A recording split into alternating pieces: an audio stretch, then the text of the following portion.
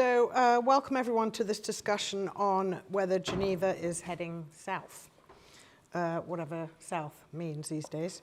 This is partly about the status and the future of Geneva as a dominant seat of global governance and international diplomacy, and whether the global south is benefiting or going to benefit from any reshaping. But it's also about something much broader, an exploration of the shifting architecture, competing offers, new alliances, and potential future centers of power for international cooperation on the world's most pressing problems. With me today to discuss these questions are Sir Mark Lyle-Grant, who is a senior advisor to Chatham House, immediately to my right. Next to him is Alberto Goff, Minister and Deputy Head of Mission at the Embassy of Switzerland here in London. And next to him is Dr. Catherine Nwajiaku-Daru, Director of Programs, Politics and Governance at ODI. And to my far left is Dr. Samir Puri, who is the Director of the Global Governance and Security Centre at Chatham House. Before we start, actually, just a few housekeeping bits. This discussion is on the record. It's being recorded and live streamed. So please do post on social media any nuggets you want using the handle #CHEvents. When it comes time for the Q&A, after the initial discussion, if you're joining us online, you must submit questions using the Q&A box that'll be on your Zoom feed. And I'll keep an eye on that and select and read out questions from there. If you're in the room, please raise your hand and someone will bring you a microphone. And please remember to identify yourself before you ask a question. But don't worry, if you don't do that, I will prod you if you forget. So with that, we will get started. So Mark, I'd like to start with you with just a tiny little question of what's going on with the architecture of global governance, what's shifting and where, who's making the biggest play, and for those who are jockeying, what's in it for them? And is what's going on as dramatic as it seems to be? And where do you think this is all going to land? Just a little question. I thought there was slightly more than one question there, Emma, but thank you. Look, it's not just about Geneva or New York. It's clear that the UN system more widely, multilateralism, the post-World War rules-based international order is in a certain amount of trouble. And President Trump's arrival has accelerated a process that was already underway. And his dramatic funding cuts of a lot of the UN agencies and US aid has had a dramatic impact that we're seeing in terms of the shift of individuals, in terms of institutions, agencies around the world, and we can come back to that. But I want to just highlight a little bit this wider issue, because it's perhaps not quite as dramatic as it appears. It's easy to forget that in the 80 years of the multilateral UN system, there was a golden period of less than 25 years. You know, the whole of the Cold War, the Security Council was paralyzed, nothing really happened. Then you had the end of the Cold War, and suddenly you had a flowering of the Security Council peacekeeping missions. You had the arrival of the UN Human Rights Council. You had responsibility to protect, humanitarian intervention. You had the OPCW being set up, the International Criminal Court. You had all those sorts of things like women's rights, LGBT rights, and all that flowering, that golden era, if you like, of multilateralism.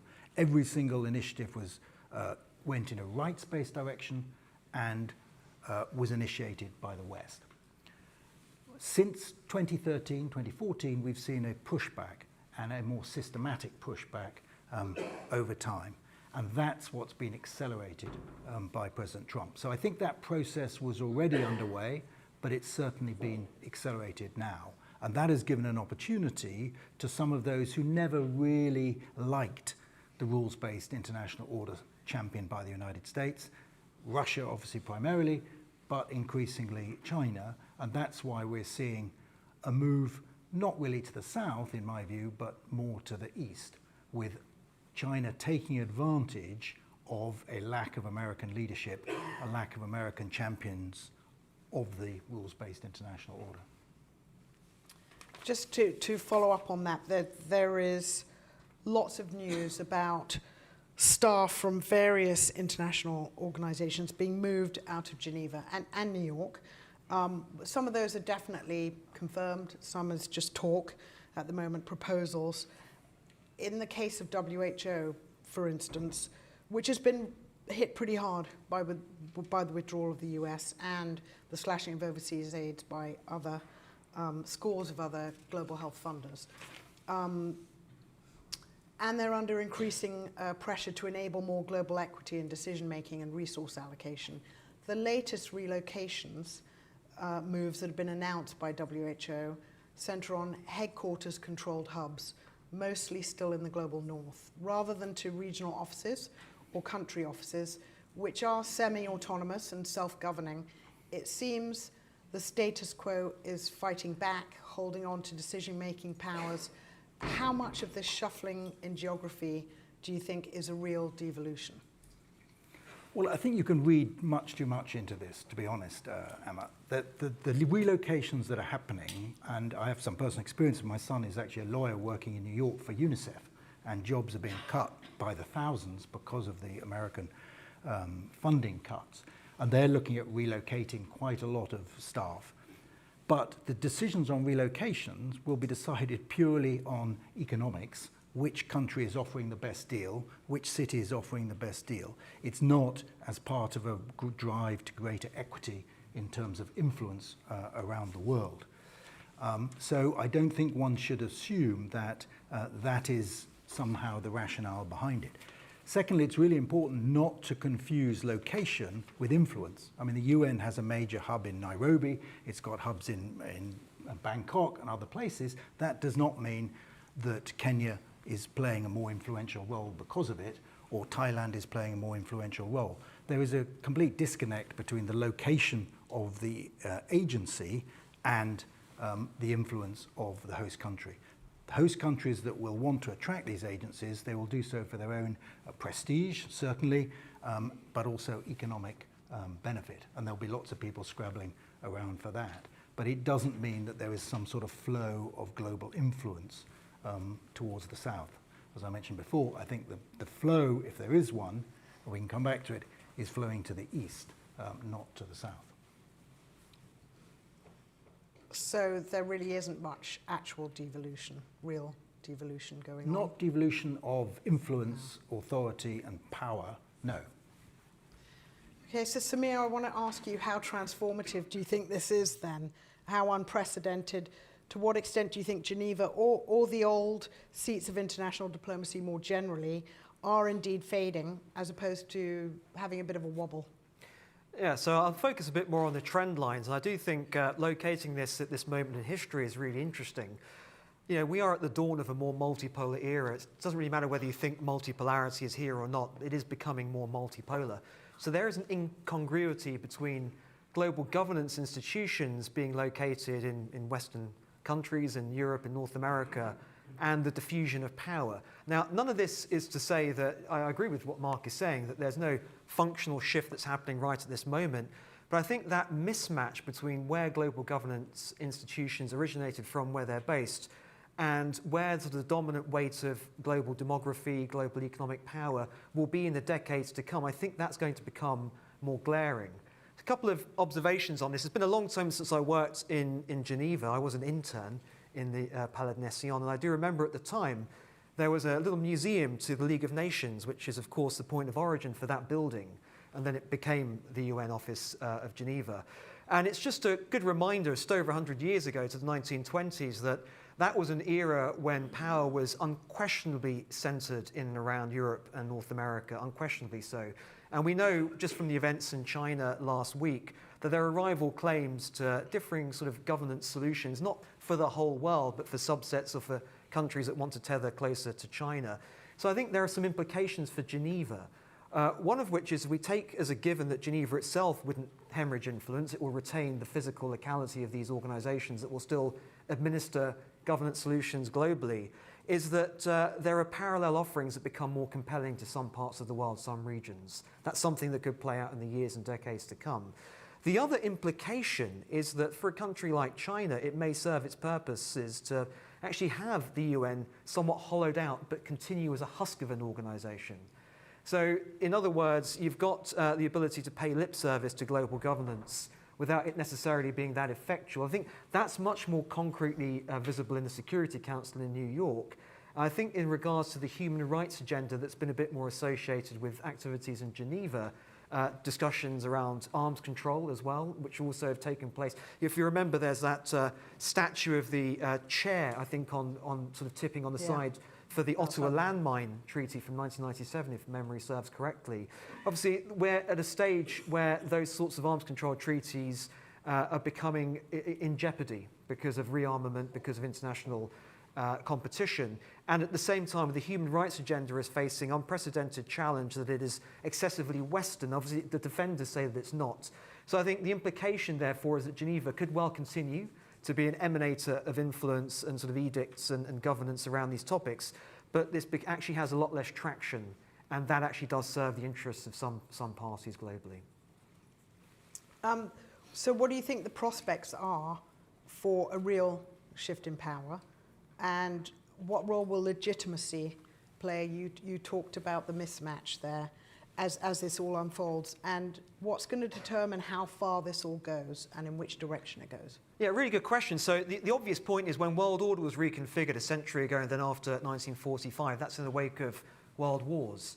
And so there's no, touch wood, no seismic impact of that scale that will force the reorganization of global governance now. So I think there's going to be more of a piecemeal diffusion. And again, this is something that'd be worthwhile picking up as we carry on this discussion, is whether there might be certain aspects of global governance, certain regions in which it's administered, that is actually then diffused more globally. But there's never going to be a moment that would allow for the recreation of something like the UN. It comes from very specific historical circumstances around the Second World War. And so as a result, it's not going to cease to exist. It's just the question of whether it continues to exist with fading relevance. The world changes around it, and arguably its own discussions are occurring within a bit of an echo chamber that are amplifying its relevance globally as that relevance fades. It's not an inevitability, but it is a possibility.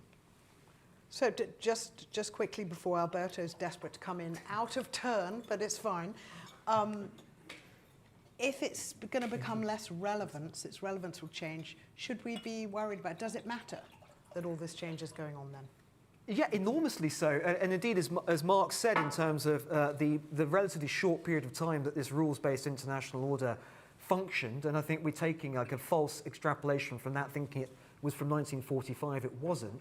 And obviously, the world becoming less secure, with less possibility for international agreement around critical collective issues. That is not a good world to be headed towards. So it is not a good thing that there may be a greater degree of irrelevance, or it might be harder for decisions and edicts and agreements from Geneva to find traction around real issues around the world. That is not a good thing at all. So it'll be really about navigating it safely, without blowing up the whole thing. And there's a new Secretary General for the UN next year. I mean, top of their to-do list will be navigating a geopolitically complex world in which there's greater diffusion rather than centralization around international solutions and responses. Okay, Alberto, I know you wanted to come in. Was it on something Samir said? Well, in general, just to respond to what Mark and Samir said, and first of all, thank you again for the invitation. And as a Swiss representative, of course, Geneva is very close to our heart. I'm not going to challenge everything that is being said, but I just want to maybe just sort of touch on what Mark has said. It's good to take a longer-term view on these issues. We tend to be caught up in the rightfully disturbing news of the day, feeling there's a power shift going on and we need to respond one way or another. But we shouldn't forget, especially international organizations, Geneva, have to take a very long-term view on these issues. And it's good to separate the immediate necessity to cut cost, which is, as you correctly pointed out, is one important issue. But then there's a longer-term issue, right? And this longer-term issue of delivering the public goods that we all need, irrespective of whether you're in the east, west, north, or south, still need to be delivered somehow. And I still believe that Geneva, with its expertise, is going to play a crucial role in the days to come and in the years to come. And I think that in itself is also, I would argue, a notion which is shared by most powers. I mean, But does it have to be in Geneva? I mean, well, if it's not, of course does not. that mean not we won't everything get it? has to take place in Geneva? There's important political discussions taking place in New York, in Vienna, in Addis Ababa, of course. And it's not about, for the way we see it, it's not about the competition per se, that we have to be fearful of discussion taking place elsewhere. It's about retaining the value system that is embedded in the UN, that all countries have subscribed to, and that we all can build on in the future to address the issues which are very close to our all hearts. Catherine, you're I not. I might as well come in now. Indeed, I would agree with you, and I would add that in order to preserve the legitimacy of the UN in Geneva, in Vienna, in New York, the big questions around who is represented and who and whether the UN is about power and for the powerful, I think, need to be answered. I think the changing geopolitical context is opening up a whole series of questions. And of course, it's not just since January. I mean, there are trends in the demands for greater global governance that actually reflects the global majority as the present and future. And I think only once that is sufficiently grappled with can those institutions, norms, setters, on which there is consensus to be built and to be consolidated, will retain a legitimacy. Without that, I think things a lot will continue to be up for grabs. So Mark said that Geneva is not moving south. If it's moving, it's not. Doesn't seem to be going south. But tell us what influence global south players, however you define global south, and I'd love to hear how you define global south, what that really means, are having on all this. I mean, what capacity do they have to compete? Are they even seeing it that way as a competition? I mean, for instance, in Africa, how are they playing into all this upheaval? What are the opportunities for the continent in terms of increased participation and influence? And are they taking those opportunities? What are they doing at the moment in this game that's going on? I mean, I would say, first of all, that the global south, as we know, is a very contested term, and people use it meaning different things. Global south, for me, includes the BRICS plus, and also we can have a much more restricted notion of what we're talking about.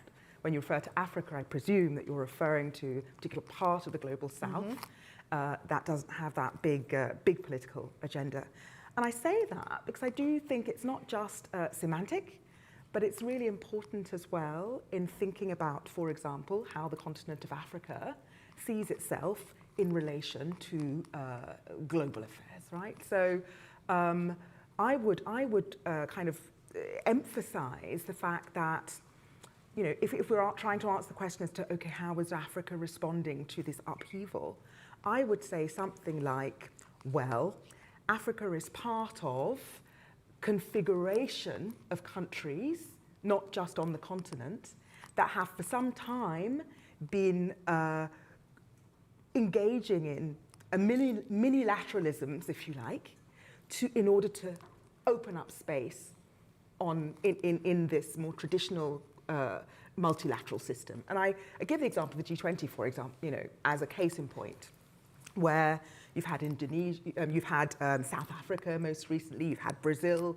previously as the chair, and those configurations also open up space for voice for Africa. So, for example, the quest to have a seat on the Security Council, it was through these minilateral configurations that Africa was able to have a voice. So I would encourage us to put our focus on those long-term trends in terms of how Africa is positioning itself, in relation to the BRICS, but also those smaller configurations that are opening up space. With respect to the question of, so how is Africa responding to the UN, the UN's, current predicament, the cuts, the discussions, the moves, and so on? It was said earlier that, the fourth largest UN headquarters is in Nairobi, and Kenya is not visibly making moves to grab more. That's certainly the case. And I would argue that because Africa is also part of these other configurations, perhaps it's less interested in this,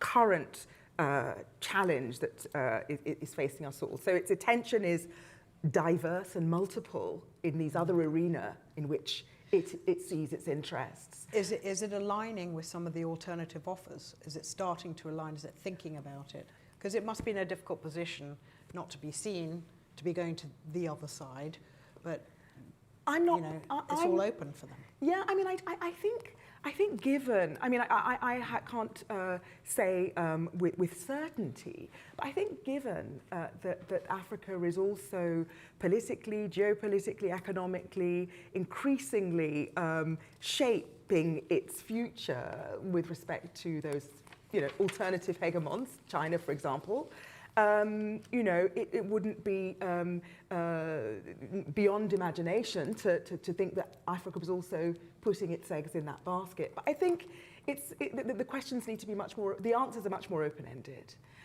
Because even though we saw last week the performative presentation of an alternative around China, we also have to acknowledge that it's a very diverse group there. Who, in a kind of minilateral new environment, will also see their interests in transactional ways on particular issues rather than becoming part of a coalition forever on everything.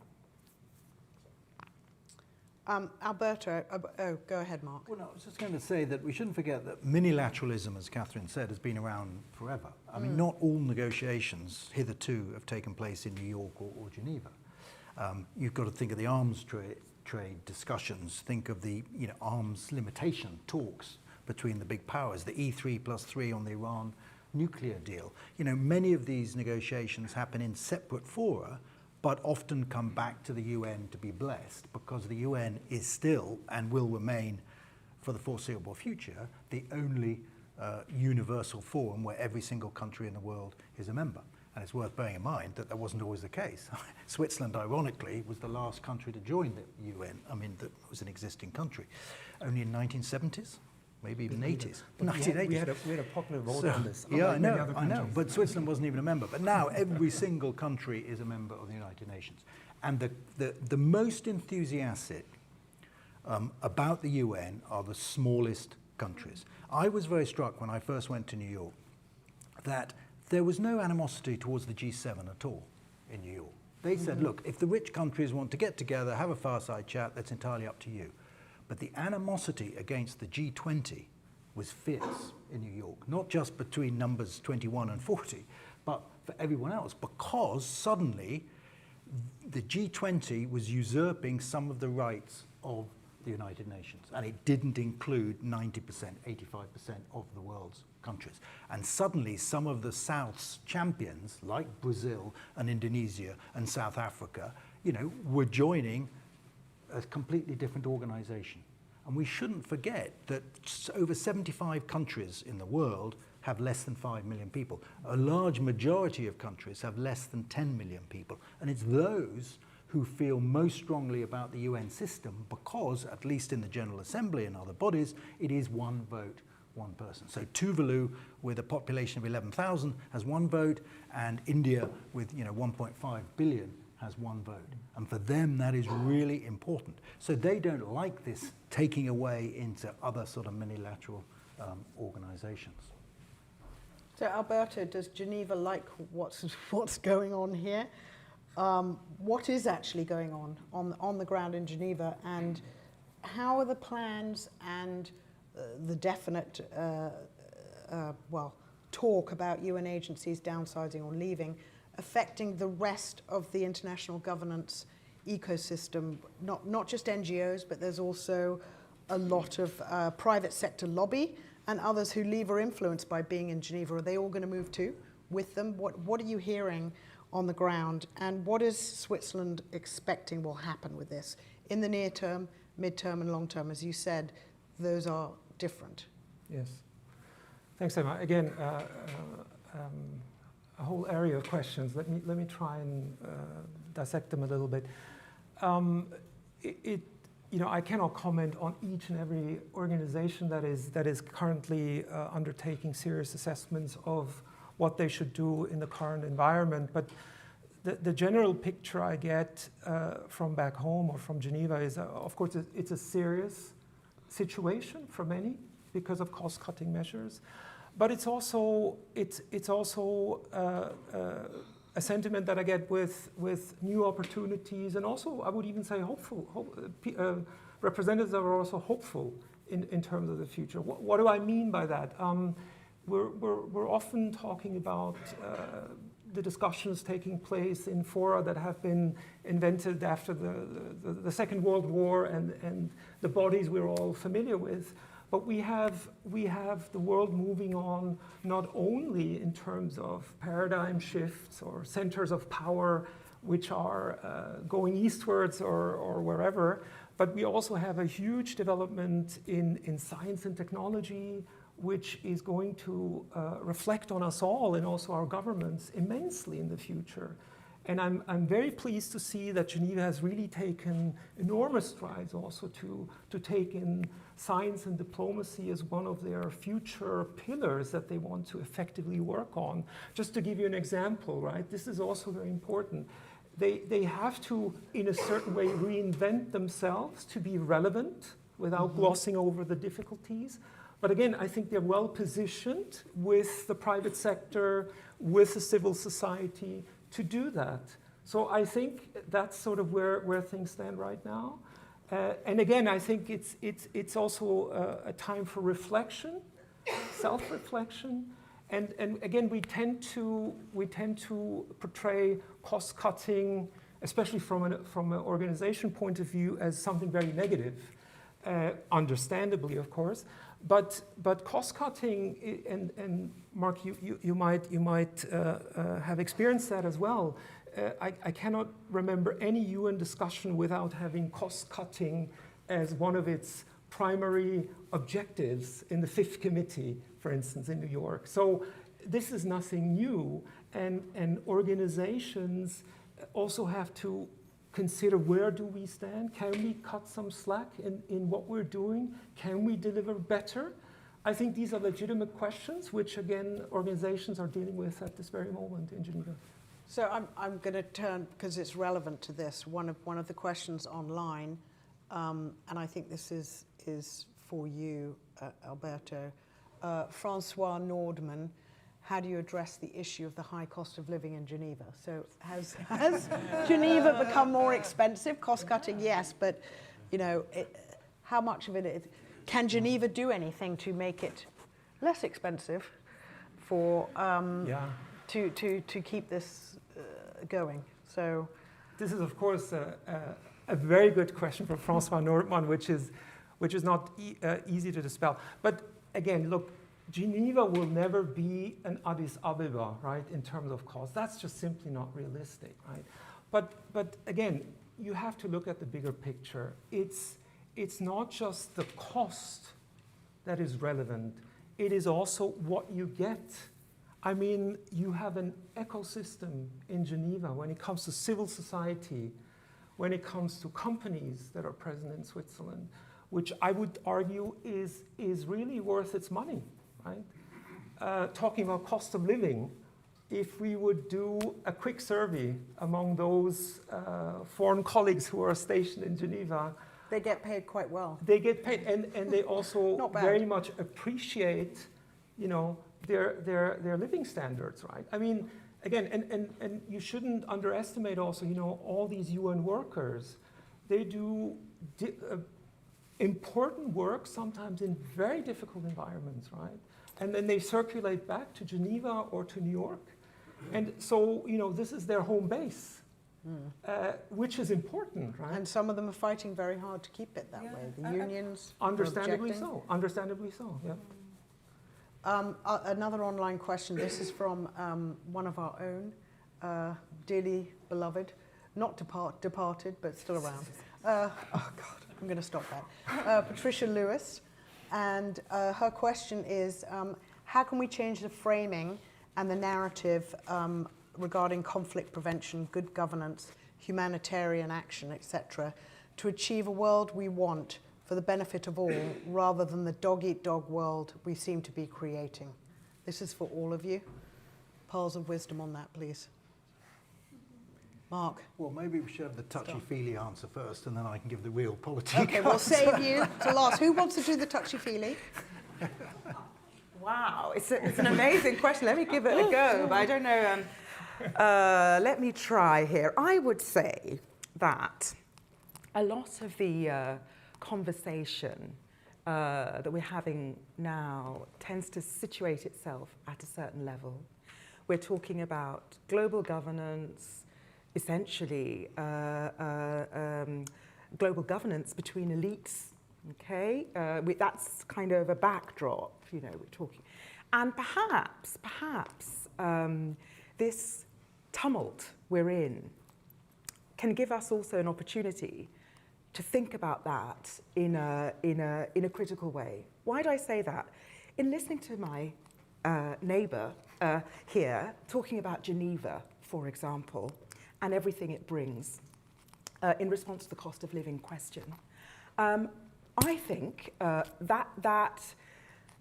whilst that may be true, I think it reflects a certain, with all due respect, blindness with respect to the moment we're currently living in, a moment where extreme inequality is driving the populisms that create scope for the lack of peacefulness that underlies that question. So I would suggest that this moment we're in perhaps give us, cause for some pause to think about how inequality drives where we are, and also think about questions that are being raised, amongst ordinary people who can't afford to live in Geneva, perhaps, or elsewhere, and are asking real questions to their leaders, their leadership, about the kind of world we want to live in. I know that's a very roundabout way, but I do think we need to, stand on the ground somehow, even in talking about these global governance questions, because everyone outside this room, as soon as we walk out, we'll perhaps have a different take on the importance of the conversations we're having here. Samir and then Alberto. I think I will go for the medium pessimism option here before Mark, I think, will take the more pessimistic view. But I think the thing we have to be really conscious of is that it's not only the unipolar moment, it's a century or so of US-led sort of leadership in the world that has undergirded a lot of what we understand multilateralism to be. Obviously, it's also provided a lot of the funding, which is part of what brings us to having the conversation here today. And the US is not vanishing. The way I frame it is the US has gone from being the undisputed heavyweight champion of the world to the disputed heavyweight champion of the world. So no one has dethroned the US in many aspects of power, but that transition period as it moves forward does then start to create a shakiness around many of the things that were outcomes of that preponderance of US power. And that preponderance of US power, of course, followed that preponderance of European power from previous centuries. So, when you think about sort of discussions in BRICS, when you think about discussions in SCO, when you think about discussions in other parts of the world, and I spent nearly half a decade based in Asia before coming to here for this role, there is an enormous sense of situating this moment as a grand turning point in history. Not because there's a sort of rejection of Western things, it's just that, well, this is actually a few centuries of accumulated Western power in different incarnations. Now things are changing, and this is actually quite exciting. And I think we should also, just as a sort of closing, capping off comment to this, is these are global institutions with universal aspirations and mandates that have been signed up to by governments across the world. To the extent they are perceived as Western, at least either from their point of origin, because that preponderance of power when the rules are written, or because of the symbolic point of the geographical location of the offices. Those are things that are going to come under more scrutiny now than ever before, I think. And I think that is where my pessimism comes from. Alberto? Yeah. And Mark, you're going last. Just very briefly, because I think Catherine raised a very good point regarding inequality. And that's a hugely complex issue. And I just, if I may, just want to relay back to Geneva and give sort of a UN response to this. We often talk about how the WHO is affected now due to budgetary cuts and all the discussions that are going on. We talk a little bit less, to my understanding, about WTO. The WTO has still... World Trade Organization. World Trade Organization has still, as its basic premise, to enable free trade for the world. And you know, you can have one or the other opinion on the United States or their trade policy, but the reality is that the vast majority of global trade is still under most favored nation status, are still sort of subscribing to free trade principles that we all subscribe to. And I think that's one of the answers to address inequality in the world. So that's sort of the on the discussion of inequality. Just the last thing, because the question is so complex. I think again it's important to. I know the sounds may be very, you can call it Eurocentrist, but it's important to think about the values that have created the system that we have today. And these values, at least at some point or at some stage in history, were shared values. And these values are values that I would say get most traction. You can incentivize people to join one group or another, financially, politically, and so forth. But, Mark, you said it brilliantly, there's nothing more compelling for a member state, a group to join, if they have a voice in the process. And the UN assures that everyone has a voice in the outcome. I think that's really a strong argument. Okay, but I want to ask Samir, are those values still shared? Alberto talked about shared values. Are we still facing that same situation now? This is obviously an enormous area of contestation, more so now than ever before. It's actually something in our Centre for Global Governance and Security we'll be considering quite carefully, because there is obviously value for those who want to challenge the West in arguing that they're not, and sort of always pointing to Western hypocrisy. And there's plenty of case studies and instances in the world that give a sort of empirical substance to those accusations.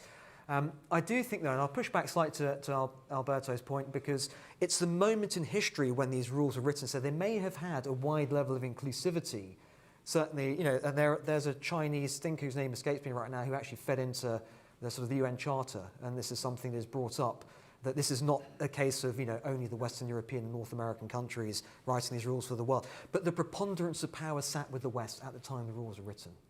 And that doesn't mean to say anyone was coerced into, you know, abiding by things they didn't agree with. It's just that if you were to write rules with the power balance as it is headed towards, they would look different. One very concrete example, which is in Kevin Rudd's book on Xi Jinping thought, which is actually, there's a good chapter where he talks about the changing content of mandates for UN peacekeeping missions. He interviewed a bunch of UN officials in New York, anonymized them, but is talking about the fact that greater numbers of Chinese officials in DPKO, peacekeeping, might then start to influence the removal of human rights related features in the sort of the mandate of the peacekeeping operation. And that is apparently happening in terms of it.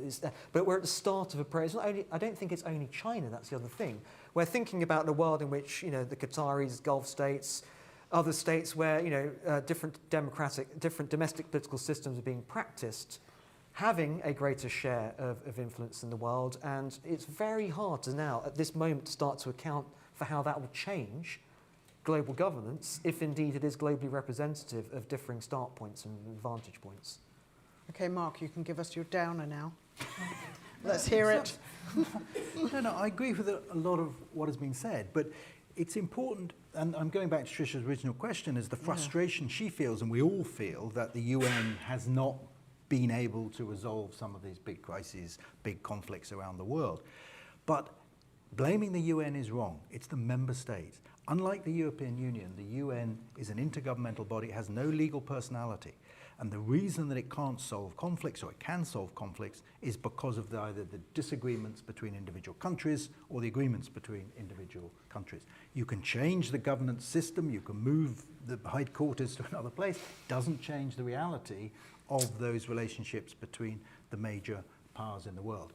Look at the African Union. African Union set up its own Peace and Security Council based on the UN Security Council, and saying we will have African solutions to African problems. Has that solved the problems in Sudan? Has that solved the war in the Congo? No, of course it hasn't, because those big differences between the individual member states, in this case in Africa, still exist.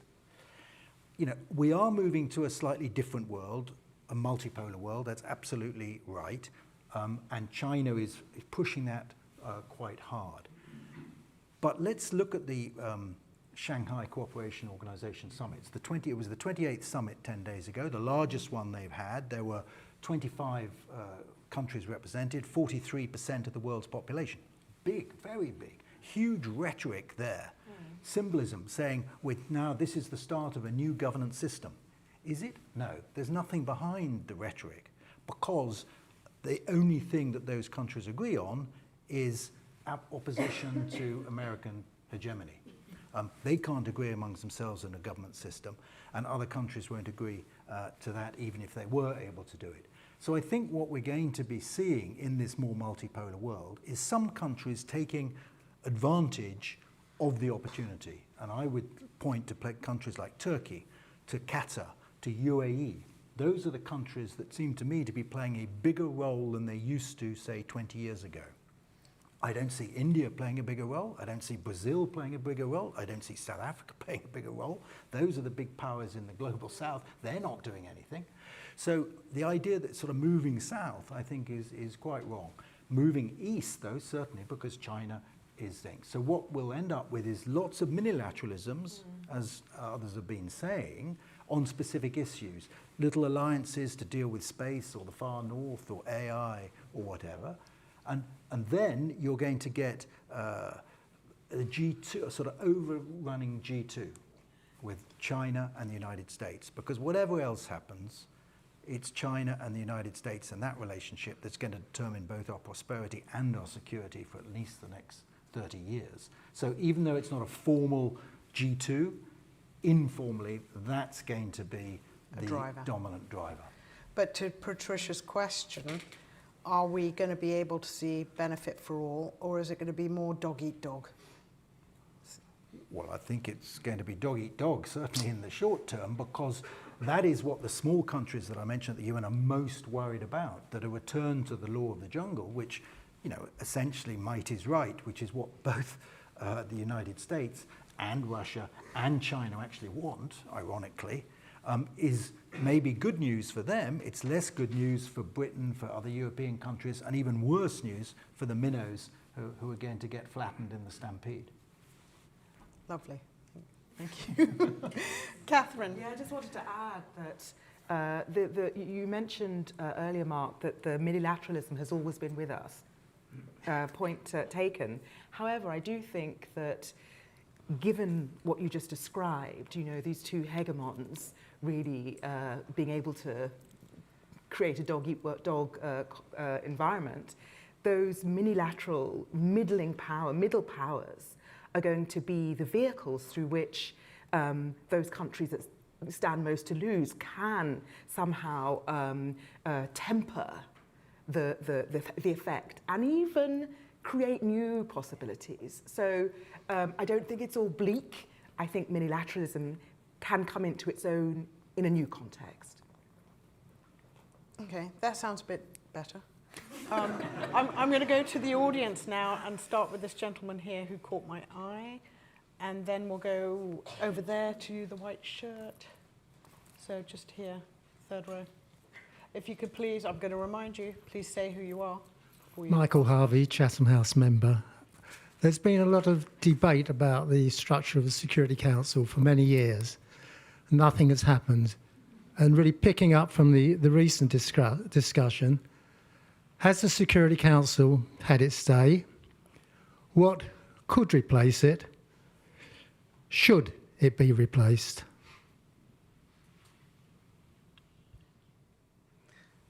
Well, I mean, the Security Council should be reformed, but it won't be reformed. The discussions, as you say, have been going on for 25 years. The biggest blockage is two things. One, China, and two, the Africans. We used to sit round the table, the 5 permanent members, ambassadors, just the 5 of us, and discuss these issues in New York quite regularly. And it was very interesting because Britain and France would say, we support reform of the Security Council, we need to move forward on this. America would say, well, you know, wake us up when it becomes a real issue, but it's not on the agenda for the time being, so we're not fussed either way. The Russians would say, well, yeah, we're not absolutely against it. The Chinese would say, no. You know, one of the most undiplomatic things I heard at the UN was when we were discussing in the General Assembly the reform of the Security Council, and the Japanese ambassador had made an eloquent pitch about why Japan deserved to be a member of the Security Council, and the Chinese ambassador stood up and said, let me be very clear, you cannot change the result of the Second World War in a General Assembly resolution. And that is the reality. I mention the Africans as well because they cannot agree amongst themselves about which 2 countries would actually be represented on the Security Council, because you have the Anglophone, you know, the obvious 2 are South Africa and Nigeria, but they're both Anglophone. So the Francophone countries won't accept that. And the one thing that everyone of the P5 agree on is you can't have rotating permanent members, which is what the Africans would like. Thank you. The white shirt, please. Thank you. Hi there. Thank you for that. This is I'm Neil Skinner from Fiducium. It was mentioned earlier that the specific locations might not be that important, but it seemed to me that Switzerland's historic neutrality might have made it a very desirable location for some of these bodies, particularly to appeal to, you know, that its role might develop in a multipolar world as a great forum for these bodies. So I was just wondering what your thoughts were on that, and whether Switzerland's adoption of some of the international sanctions might be a challenge to that neutrality. I guess Alberto. this is for me, right? Yeah, I think Yeah, so. okay. Glad to respond to that.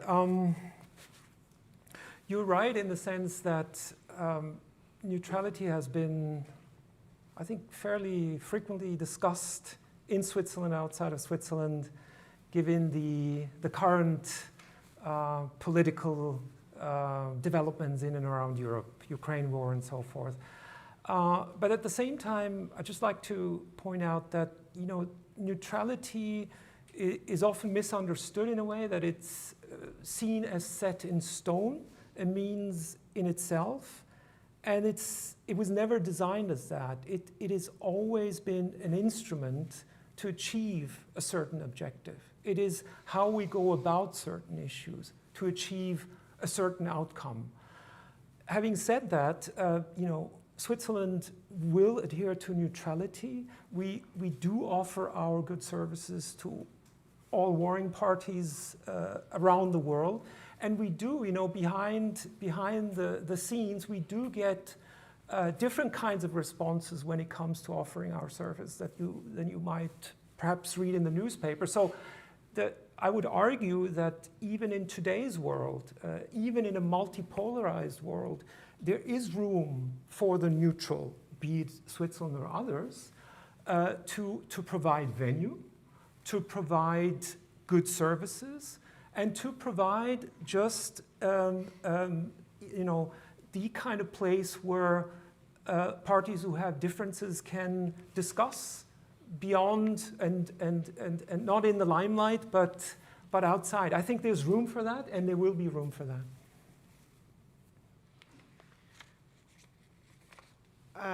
Just here in the front, second row and then front, and then there was somewhere in the middle. Yes, there. And then I'll go to this side of the room.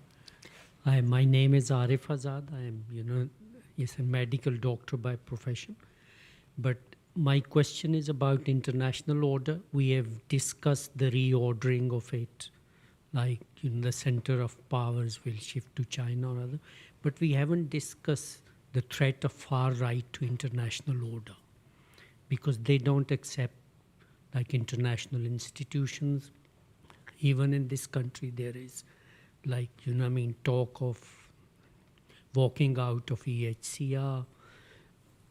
I mean, in America, Trump has, walked out of the WHO, and in Argentina too, under the right wing. So how does the panel think about the threat of, the far right, everywhere, or the hard right to international institutions, broadly? Thank you. If one of you could answer that, because there's quite a few questions we'd like to get through. Who feels a burning need? Samir, go obviously the threat is real if they're in power.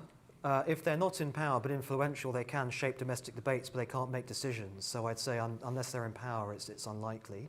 But they would probably add a different level of critical scrutiny over budgetary commitments made by national governments. And the argument they would make is at the expense of your own people at home. But I think that in terms of different forms of international activism, it just depends on how strong those. But obviously in the US, they're in power. So which is where you get WHO withdrawal and other things. And the threat is very real. I live in France, and there's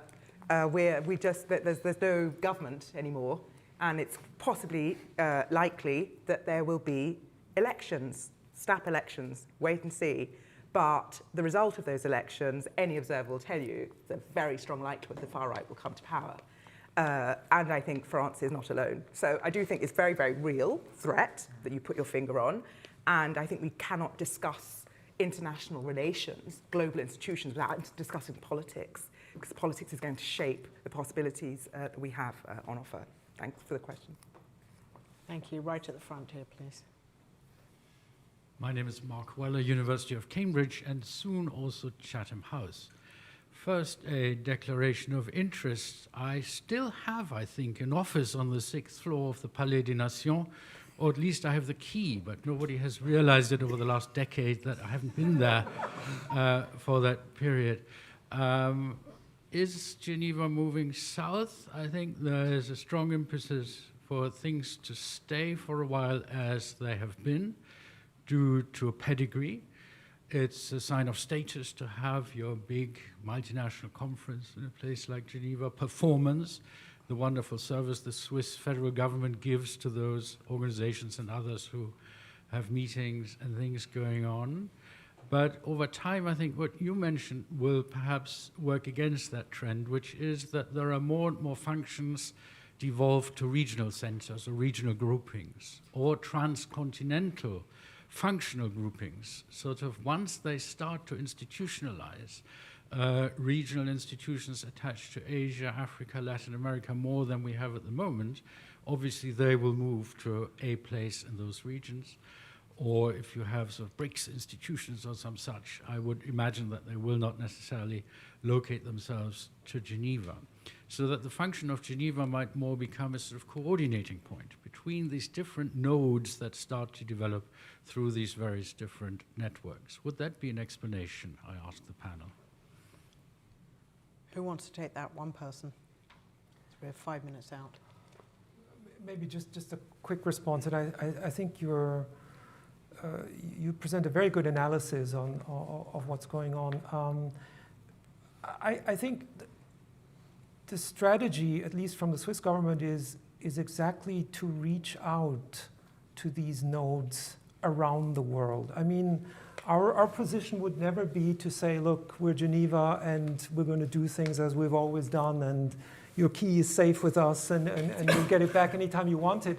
But look what's going on, reach out to others, and see what can be done jointly, right? I mean, that will be sort of the thing we aspire to, and that be the task ahead of us, undoubtedly, yeah. Thank you. Get his key. Yes. A spare office in Geneva. The lady over there, third row. And then in the middle. Hi, I'm Carrie from the Arabada Initiative. I also wanted to comment on the location doesn't mean influence thing by the realist on the panel. Because we work in humanitarian, we create technology for conservation and humanitarian purposes. And I went to the Geneva Humanitarian Networking and Partnerships Week back in October, and was kind of struck by the fact that everybody there, even though it was for everybody there was European or North American.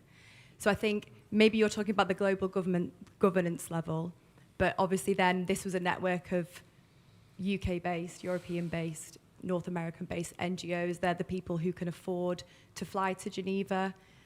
They can get visas. And I kind of felt quite uncomfortable, and I made the comment there as well that there's a lot of lip service to talking about let's involve local voices, whatever that means, and let's include local NGOs, but nobody had actually put up any funding or made the effort to actually bring those people along. So I think there is influence. I think your location does affect your influence as well. Thank you. In the middle, the gentleman there. Thank you.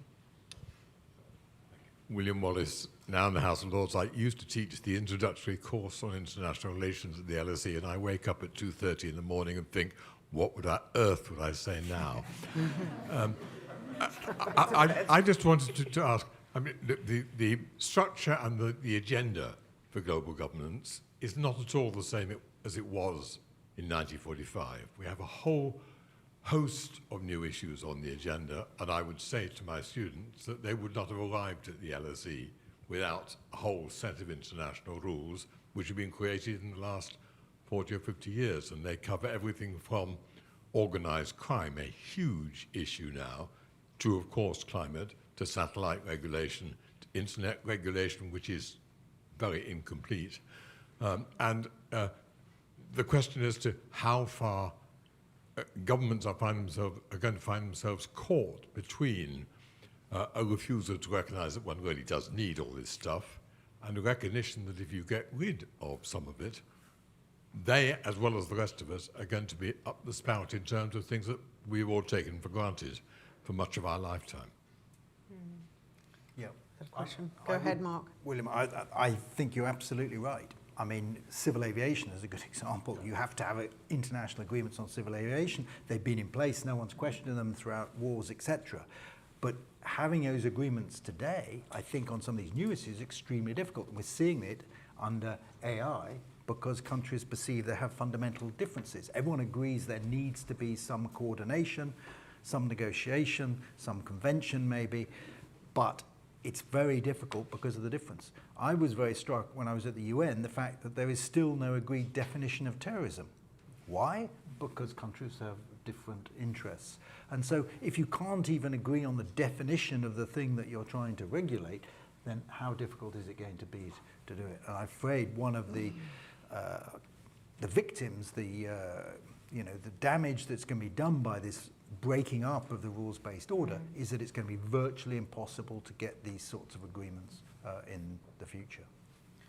Thanks. We're at time now, and I want to end with, I'm sorry we couldn't get to all the questions. There are loads online as well. But after this, we invite you to join us in the square for drinks, and please do approach any of the panelists, but just one parting shot from each of you to, in your opinion, if you could have one key determinant of how this is all going to pan out, what do you think it would be? What's going to determine what we end up with here in medium to long term, not short term now? Well, for me, it's simply quite simple. It's the relationship between China and the United States. Okay. Everything depends on that relationship. As to where this goes. Yeah. Alberto? Agree with that, but I would say I would like to put it a bit broader. It's actually what governments want beyond the G2, what governments want from the multilateral system.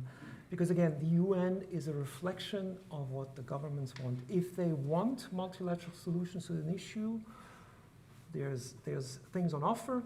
If they want to do it differently, they can do it differently. So it's how interested governments will be in this. Catherine? An idea that I haven't raised is the symbolic. So the extent to which there will be there won't be a kind of shifting south, i.e. a kind of destruction of the system, is kind of an acknowledgement of the symbolic value of where institutions are located and who they represent. Though that symbolic question is something that we can't just ignore, and the configurations that are having influence, I would say again, the minilateral spaces, look at the Gulf states and so on, are because they're taking those symbolic values very seriously. So the linkages are not just economic or political, but they're also religious and ideational. I think it's important that we acknowledge those factors too. Yeah. Samir, last word. Yeah, I thoroughly agree with the point about symbolism. I'll give a slightly different interpretation to Mark about the single significance of US-China. I think there's going to be lots more collaboration, cooperation and groupings among non-Western states in different configurations, including at the kind of cultural and softer levels. And that is actually historical novelty for the last 100 or so years of the sort of sovereign state system as we understand it in its modern form.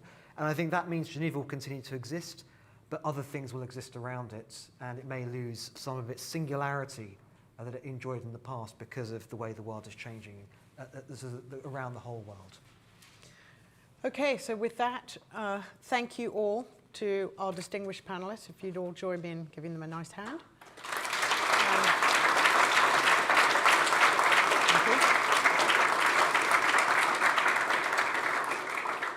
And thank you all for joining us and for your great questions and participation. And as I said, if anyone's thirsty or maybe hungry for a bit of nibbles, in the square, we shall meet you there.